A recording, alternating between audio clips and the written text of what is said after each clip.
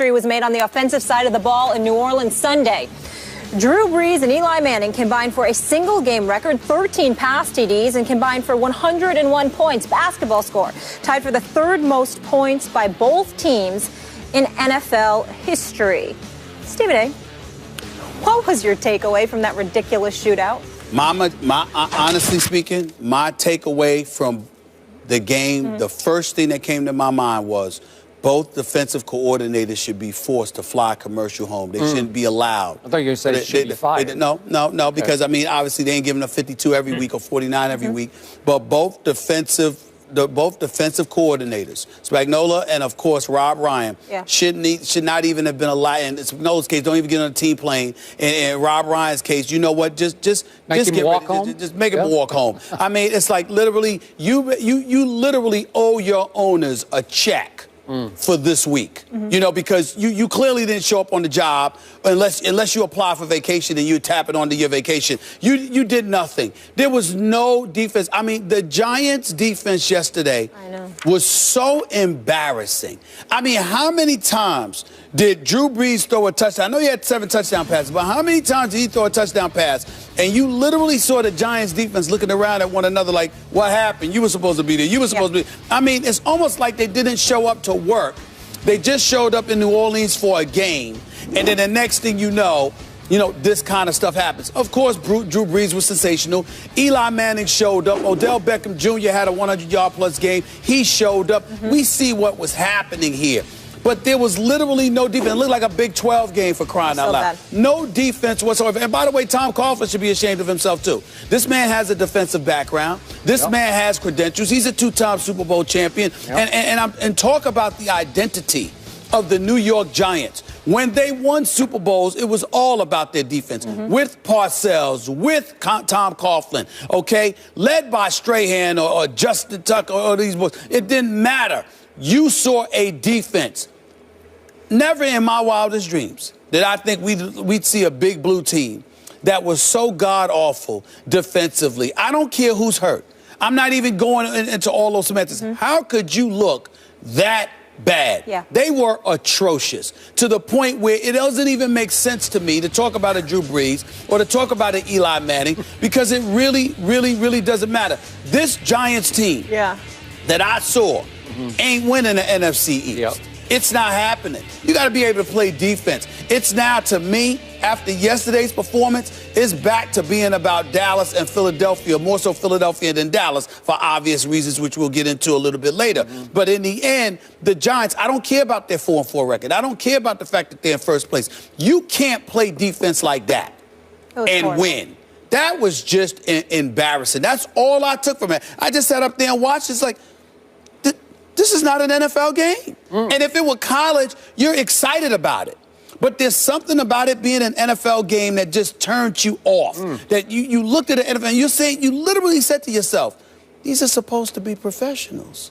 How do you look? Even when New England dropped 50 on Jacksonville didn't look like that.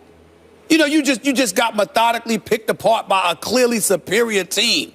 No, in the case of the Giants against the Saints, it literally looked like both teams decided not to play defense. The 29th and 30th ranked defense going into it, total I mean, I couldn't believe how bad they looked. I really couldn't. Did the game count? Yes. It goes in the standings, It goes in the standings. Okay, I want to make sure of that because you said it didn't look like an NFL game. It did. And by the way, before I launch on this, Molly is threatening to unfollow me on Twitter. I trolled him last night. I thanked the Saints for winning that game for me and my Cowboys, and in it, I wrote Giants in all lowercase letters. And everything like else little in Giants. caps. Okay? Just obnoxious. She's going to unfollow me over it was obnoxious. That's fine.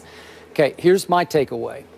No team that gives up 52 points deserves to win the NFC East. I'm sorry, no team. Right. So that was my number one takeaway. And number two, because the game did count in the standings, dropping the Giants to, 4-4? First place. Now, somehow, some way, embarrassingly enough for the division, my Dallas Cowboys are still only one game out of first place in the loss column. Only one game out of first place in the loss. Are you kidding me? And, my other takeaway was that the ultimate new accident waiting to happen in pro football is your New York Giants. How did they lose that opening game at Jerry World? And then follow that up by a loss and they lost to the Falcons. And the Falcons are starting to get exposed as just pretty good. Not great, not dominant. They're just pretty good. They lost at home to Tampa. They almost lost at home to the Redskins. Remember that? So they're getting exposed. Yes. They're coming back to earth quickly. And yesterday, the New York Football Giants managed to blow this game on a face mask penalty by the punter. By the punter. By Brad Wing. The punter. Here he is. He gets a face mask as the ball is fumbled forward. This is Cowboys-esque. This is Cowboys-esque. Yeah. This is old Cowboys. Previous Cowboys-esque. These are the Cowboys you used to laugh at, scoff at, ridicule for being the accident waiting to happen. And now it's Brad Wing. Brad Wing, he gets a face mask, and all of a sudden they've got a 50-yard field goal, and the new kicker hits it, and the game is over. And here's the God's truth of what happened yesterday. Your Giants didn't deserve to win this game because your Giants were 1 out of 8 on third down. In the shootout, they still were only 1 of 8 on third down. And when you look at the total yards, your Giants had 416, which is really good. The other team's got 614, so almost 200 fewer yards do your Giants have than Drew Brees and company, right? Yeah. And the Giants did have 1 defensive touchdown on the fumble return, 63 yards. Okay, so you hang in. That actually put you ahead. But the home team had 2 turnovers, and the Giants only had 1 turnover. Yeah. So I look at what happened. Your Giants were lucky to be in the game, and then incredibly unlucky to blow the game. In the end, they come back to the pack. And the truth is, the NFC East, halfway through, it hasn't even started yet, right? It's like it's up for grabs now. It's still, I don't know, the Washington Redskins could win the NFC East for all I know. Yo, listen, they're only a game back. That's what I'm saying. They're only a game back. I mean, it's, again, Dominique Rodgers-Cromartie, I want to sort of omit him from this conversation because he makes plays. He's had 3 interceptions in the last 2 weeks. He finds a way to keep himself actively involved. Yeah. I get all of that, but I mean, this is some embarrassing stuff here. And you Spagnola, I mean, you should be ashamed of yourself. You Rob Ryan. I don't care that you won. You should be ashamed of yourself. You Rob Ryan, your defense. I mean, talk about somebody that lost his luster.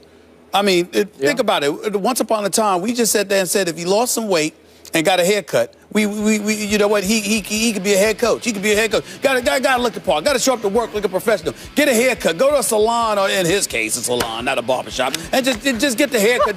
Do whatever. Okay. Do whatever you need to do. Yeah. But then you look at this defense and the way that it has played, particularly yesterday too.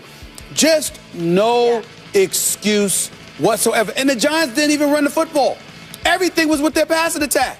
And you just looked at it, and somehow, some way, despite throwing 6 touchdown passes, 350 yards. I mean, what is it here? A rating of 138. Yeah. Somehow, some way, Eli Manning still lost this game. He lost the game. The New Orleans defense is bad. It was bad yesterday.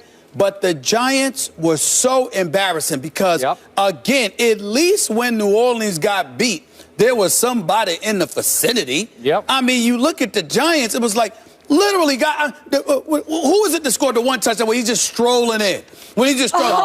I mean, who was? Literally walked in. Looking behind, and it's like, there's nobody near me. Nobody's home. He literally could have walked the last 30 yards. Most yards allowed since 1943 by the Giants. I don't even understand it. I really don't understand it. He literally could have walked the last 30 yards. Yeah. Walked. Was that fun for you? Did you enjoy that? Great time. That was my great moment of the day. Yeah. How about those Cowboys? We'll talk about Colston. them. Colston. It was Colston. Yeah. I'm just saying. I just looking at him. He's like he couldn't believe how wide open he was. Yeah. It was just embarrassing, man. And like I said, it's an NFL game. You don't anticipate seeing something like that. That was just bad. Okay. As long as we don't have to talk about the Cowboys today, I'll be happier. Right. Of course we're talking about the Cowboys today. Of course. Oh, well, I'll lay out of this one. Right. I'll let Stephen A. handle it. Please. The NFC is looking like the AFC South. It's bad. Right. In a battle of Skip and Stephen A.'s Super Bowl team.